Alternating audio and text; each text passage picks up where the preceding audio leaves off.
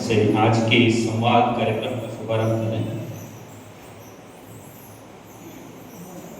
साथ ही हमारे खंड के सब खंड कार्यवाह प्रकाश जी आ गए हैं।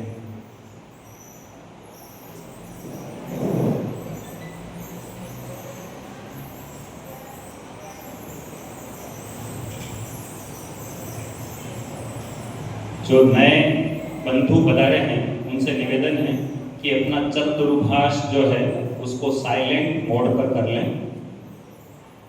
जो अभी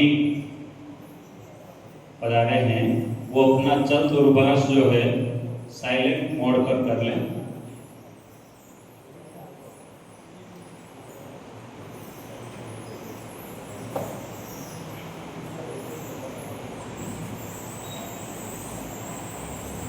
परिचय के लिए मैं कन्हैयालाल जी से निवेदन कर रहा हूँ कि आज के जो अतिथि हैं उनका परिचय कराएं। कन्हैयालाल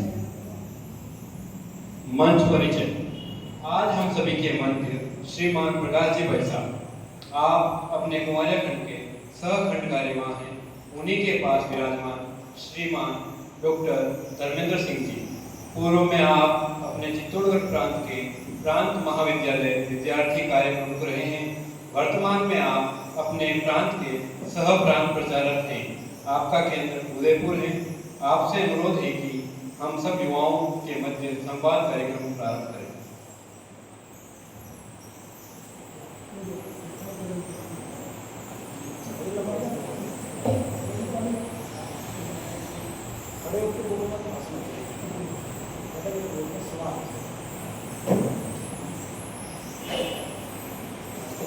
सुनना पसंद नहीं, इसकी आवाज थोड़ी सी ज्यादा नहीं। तो अपने इस मंच पर उपस्थित आदरणीय हमारे सहखंड कार्यवाह जी, अपने बीच में अपने गांव के श्रीमान प्रभुलाल जी, आरएसएस के प्रांत कार्यक्रम के सदस्य हैं, और शेष सभी मेरे युवा भाइयों और बहनों। आज वैसे ये कार्यक्रम युवा समाज कार्यक्रम, आज का दिन भी थोड़ा हम सबको याद करना चाहिए। 15 अगस्त 1947 से लेकर आज तक हम ये 79 वर्ष पूरे करके और 80वां ये स्वतंत्रता दिवस हमने मनाया। आज इस 80वें स्वतंत्रता दिवस की सर्वप्रथम मेरी तरफ से आप सबको शुभकामनाएं। थोड़ा सा ये जो 15 अगस्त हम सब लोग एक त्योहार के रूप में मनाते हैं, वास्तव में ये 15 अगस्त जो मनाते हैं इसके पीछे भी एक बहुत बड़ी लंबी कहानी है। आज से 20-25 वर्ष पूर्व हम सब लोग जब ये स्वतंत्रता दिवस 26 जनवरी मनाते थे तो हमको ध्यान में आता है कि मैं भी 25 वर्ष में स्कूल कॉलेज पढ़ता था। तो स्कूल के अंदर कॉलेज के अंदर जहाँ लड्डू मिलेंगे, लड्डू का दिन है, ये पक्का ध्यान है। बाकी क्या है 26 जनवरी ज्यादा ध्यान नहीं, लड्डू मिलेगा। लेकिन अभी आप कहोगे भाई साहब आजकल लड्डू का भी क्रेज नहीं है। ये सारा लड्डू मिलना क्रेज आता रहेगा, जाता रहेगा। एक बात हमको सबको याद रखनी पड़ेगी, ये जो स्वतंत्रता मिली है ये सस्ती नहीं मिली है। उसको याद करना पड़ेगा, इसकी कहानी क्या है। इसकी 14 अगस्त को पूरे देश भर में अखंड भारत दिवस मनाते हैं। उसका भी कारण 14 अगस्त से अगर 15 दिन पहले की थोड़ी सी घटनाओं को याद करेंगे तो वास्तव में एक जो 14 अगस्त की रात थी, वास्तव में वो पता नहीं कैसी घनघोर सबके लिए काली छाया बन के आई। लाखों लाख लोग विस्थापित हो गए। मतलब 10-12 घंटे पहले ये सोच रहे थे कि हम यहीं के हैं, उन लोगों को विस्थापन का एक दंश झेलना पड़ा। और हमारी सैकड़ों माताओं बहनों के साथ जो व्यभिचार हुआ वो भी नहीं भूलना चाहिए। आज हम लोग यहाँ बहुत आराम से कार्यक्रम कर रहे हैं, इसके पीछे बहुत बड़ी संख्या के अंदर बलिदानों की श्रृंखला है। और वास्तव में तो ये 14 अगस्त की जो रात थी वो तो कह सकते हैं बहुत बड़ा एक जिनोसाइड का, नरसंहार का। हजारों लोगों को पता ही नहीं चला कि हमको क्यों मारा जा रहा है, क्योंकि उस समय एक घोषणा हुई थी भारत का विभाजन मेरी लाश के ऊपर होगा, ये बोला था। जनता को भी लग गया कि नहीं, भारत का विभाजन नहीं होगा। एकदम बेपरवाह स्थिति में थे हम लोग। फिर बाद में जब आह्वान भी किया गई कि विभाजन तो आ गया, ऐसा हो गए, वो संभलने का समय नहीं हुआ, कट गए लोग, ट्रेन काट कर भेज दी। ये 14 अगस्त की रात हम लोग संभल ही नहीं पाए। और वास्तव में ये विभाजन कैसा हुआ, बहुत दर्दनाक विभाजन हुआ।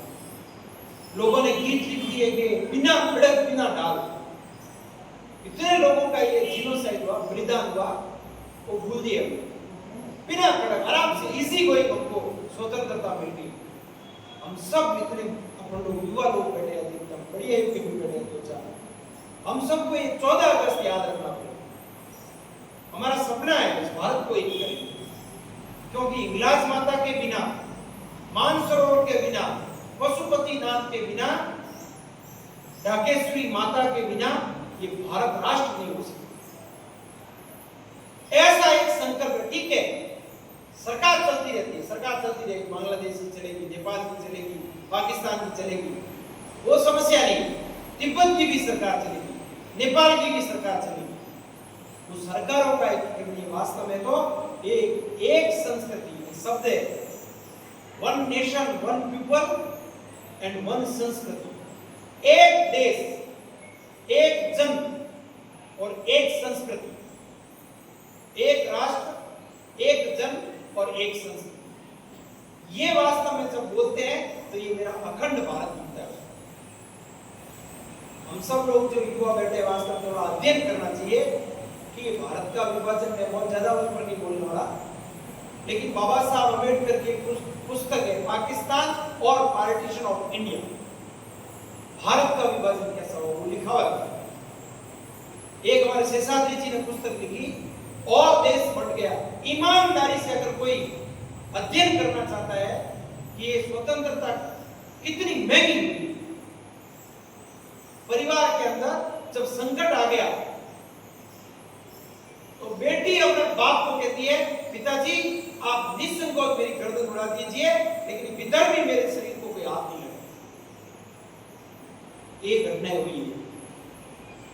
गांव की बहन बेटियों को एक लाइन में खड़ा होकर सबकी गर्दन इसलिए काटनी पड़ी, भीतर भी क्या करेंगे उनके से। बहुत महंगी स्वतंत्रता की है। आज ये 15 अगस्त है, वो हमको याद दिलाता है, क्योंकि देखो एक पीढ़ी निकल गई, उनको पता नहीं है 15 अगस्त को, पढ़ाया भी नहीं गया ठीक से। कितने लोग विस्थापित हुए, लोग कहते हैं ऐसा पुत्र से भी हुए, पितृ से भी हुए। अरे बड़ा सस्ता आपने सौदा कर दिया। हम लोग तो चिट्ठी को नहीं मानने वाले लोग हैं भाई, हम लोग कैसे कर सकते हैं। लेकिन परिस्थितियां उस समय की जो थी वास्तव में एक तरफा थी। आप कल्पना कीजिए कि परिवार के अंदर एक बहुत हंसता खेलता परिवार हो, अचानक एकदम कोई विपदा आ जाए, संभल ही नहीं पाए। कितने बड़े बड़े हवेलियां, उनकी जमीन जायदाद जीरो पर आ गए, सड़क पर आ गए, रोटी के लाले पड़ गए। पंजाब के अंदर जब ये बंटवारा हुआ, पूर्वी पाकिस्तान और पश्चिम पाकिस्तान के रूप में खड़ा हो गया। हमारा आज का जो पंजाब है वहां राहत शिविर आरएसएस के लोगों ने चलाए। मैं 47 की बात कर रहा हूँ, संघ आरएसएस 1925 प्रारंभ हुआ। तो देश भर में आज का दिन है, इसलिए मैं याद कर रहा हूँ, क्योंकि 15 अगस्त हम लोग मनाते हैं सिर्फ झंडारोहण करके, मिठाई बांट दी, इससे तीसरी नहीं करनी चाहिए। आंख बंद करके हम सबको याद करना चाहिए कितने लोगों का बलिदान हुआ, तब जाके हमको ये स्वतंत्रता मिली। माँ बहन बेटियां सबको याद करो। मैं तो जब याद करता हूँ तो मेरी रूह कांप जाती है, बोलता हूँ तो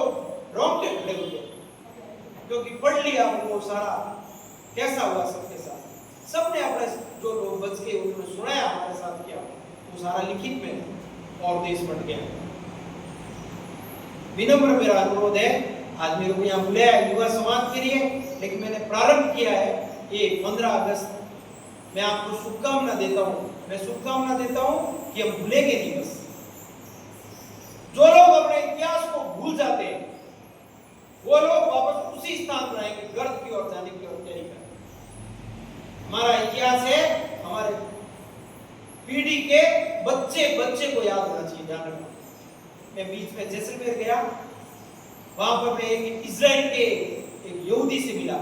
वो अंग्रेजी का टीचर है वहां, इजराइल अंग्रेजी पढ़ाता है। अंग्रेजी पढ़ाता, मेरे को हिब्रू आती नहीं, वो हिब्रू है मेरी इजराइल की भाषा, वो बहुत गर्व करते हैं उसको। उससे बात की तो मैंने उस इजराइल का थोड़ा बहुत पढ़ रखा है,